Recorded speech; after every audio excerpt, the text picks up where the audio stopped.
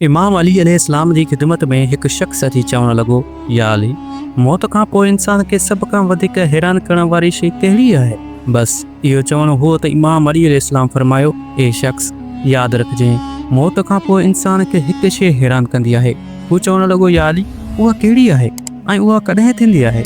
इमाम अली अलैहिस्सलाम फरमायो, जिन इंसान जो जिस्म इंसान जा अज़ीज़ पंहिंजनि कंधनि ते खणी क़ब्र में दफ़नाइनि था, त जीअं ई क़ब्र जी मिटी इंसान जे मुंहं ताईं पहुचंदी आहे त हिकु मिसाली सूरत इंसान जे साम्हूं बीह रहंदी आहे। इंसान हैरत मां उन खे ॾिसी पुछंदो आहे, तूं केरु आहीं? त उहा सूरत चवंदी आहे त ए मरण वारा शख़्स, ज़िंदगी में हिकु त तुंहिंजो रिज़्क़ हुओ जेको अल्लाह तुंहिंजे मुक़दर में रखियो हो, ऐं जेतिरो तुंहिंजे मुक़दर में हुओ ओतिरो ई तोखे मिलियो, न हिकु दाणो वधीक न हिकु दाणो घटि। पर अॼु तुंहिंजी ज़िंदगी ख़तमु थियण खां पोइ उहा रिज़्क़, उहा दौलत ख़तमु थी वई। ऐं ॿियो, तुंहिंजा रिश्तेदार ॾिस, अॼु उहे ई तोखे मिटी में दफ़न करे पंहिंजे पंहिंजे घर वञी रहिया आहिनि। तूं सॼी ज़िंदगी दौलत, रिज़्क़ ऐं रिश्तनि में उलझियल रहे, पर अफ़सोस अॼु न तो वटि तुंहिंजी जमा कयल दौलत आहे ऐं न वरी उहे रिश्ता जंहिंसां तूं रहंदो हुए। उन वक़्तु मरियल इंसान पुछंदो, तूं केरु आहीं?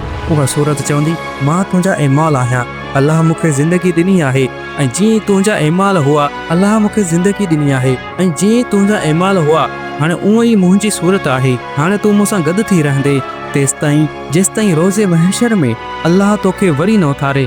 उन वक़्तु इंसान हैरान थी रड़ियूं कंदो त मूं पंहिंजी सॼी ज़िंदगी पंहिंजे ऐमाल जी फ़िक्र न कई।